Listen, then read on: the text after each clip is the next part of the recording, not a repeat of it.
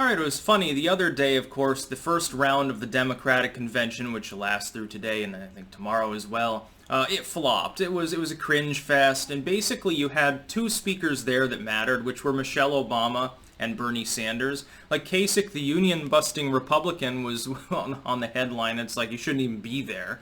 You have that cringe music video at the end, which I parodied by doing my own cover of that same Springfield song. Which I had fun doing that last night, by the way.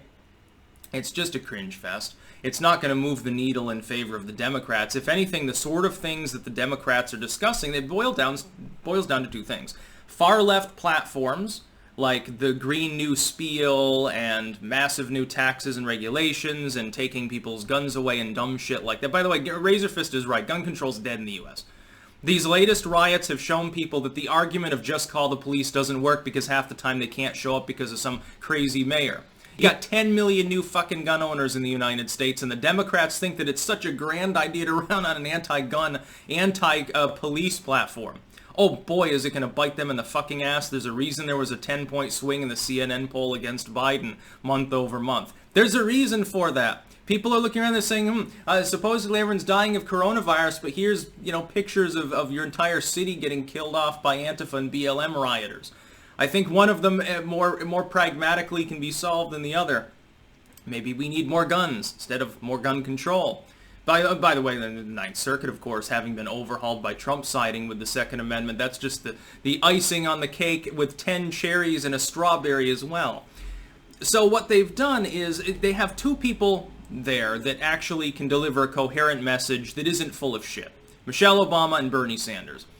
I don't like either of them. Now, Michelleobama, she was clearly scripted. It's not like she's a great speaker. She was reading a script, it was off a teleprompter, and it came off that way.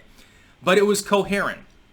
And it was more a message of we must proceed, we must rise above and stuff. It was sort of like a Barack Obama speech. It's empty and vacuous, but it's red meat to the base. So that was an okay one. And then Bernie Sanders, he's a reasonably good public speaker. He can get hot under the collar in a conversation, and he's never a humorous individual. He's always very much serious. Nobody wants to work with him for that reason, because he's not the sort of dude you can tell a joke to over lunch. He's the sort of dude who'll spend lunch rambling about how Karl Marx wasn't that bad, and then chastising you if you crack a joke about 100 million dead communists and how Marx actually did a good thing by making sure that more communists were destroyed, or Stalin or something. That being said, they had basically those two things to choose from, and what they're doing, the legacy media in the wake of that, is to Astroturf. They're not talking about Kasich. How many people talked about Kasich? Was there even anything on CNN about him the other day? No, you never would have known he was at the convention. Mere afterthought, mentioned on page 3. You never would have known about any of the morons that were speaking there, except for Michelleobama and Bernie Sanders. Well, this is a lie by omission. This is explicitly a little white lie by structure. What they're doing is they're attempting to focus the public on one of the speeches that actually was reasonable. Like it was a C+ speech instead of a D- speech, like maybe a fucking Kasich. The hungry Kasich, when he shows up, all of the food in the food court, that's the first thing to go, and then common sense is the second one. Being one of only two competent speakers, they in order to appeal to the public and show them an image of the Democratic Convention as anything other than a bore fest and a cringe fest, which is what 90% of the stuff there was, they just focus on the one aspect of it that's okay. This is fundamentally similar to when you see a story written by like CNN, New York Times, or whatever, and the real bulk of the story, which usually contravenes the headline, is buried down at the bottom, where 99% of people have already lost interest because they have a short attention span. Half of them read the title and then the little line below that, the subtitle, the subtext, the little write-up, the paragraph at most. Most of the other half will read the first paragraph or two. So as long as you bury the stuff you don't want people to absorb further down the article, you can keep people ignorant of that. You can portray, without lying at all, technically speaking, you can portray a reality as being different from what it really is. The fact is that Michelleobama was just one of the speeches of the day. But because it was the only one that was reasonable enough and not delivered by an old white male, because that wouldn't be good for the... It wouldn't look good if they focus on Bernie. It just reminds all the Bernie bros that he's not the candidate. It was funny because the Gravel Institute actually made a coherent point for once. And I'm like, the hell has frozen over at this point. about how you shouldn't watch the convention at all, and it's a pile of shit. And he's like, well, Bernie's speech is so great.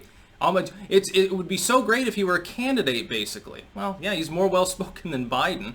When he takes the stage, everyone else practically nods off. Did you see the Cardi B thing the other day?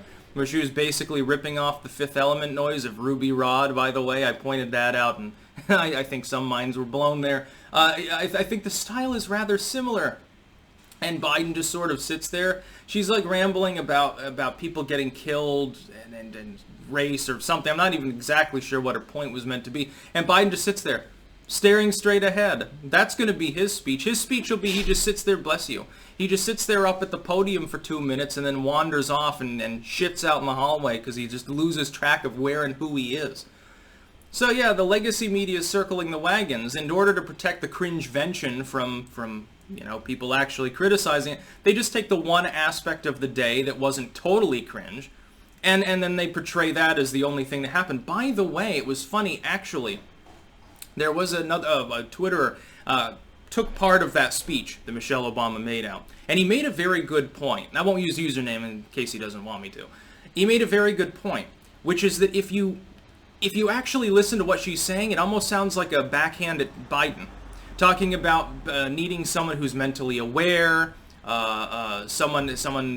basically someone who's not in cognitive decline and has a track record of doing what they say that they want to do.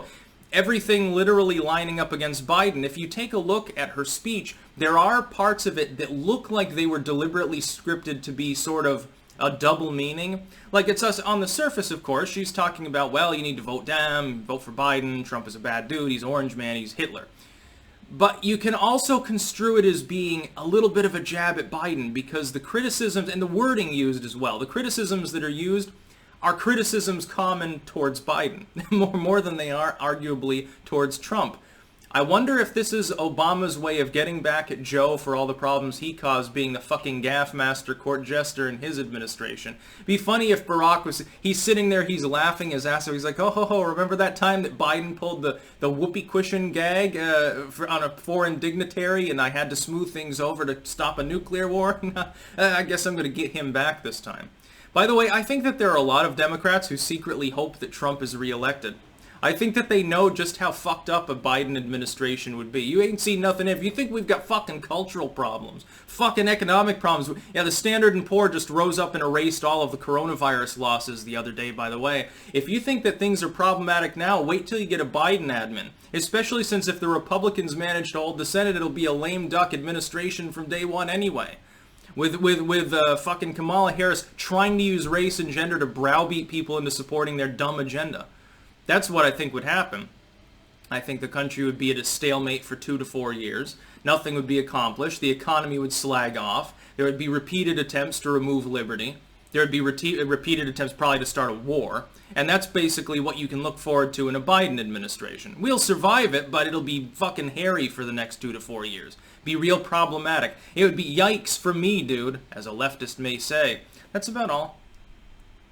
Peace out.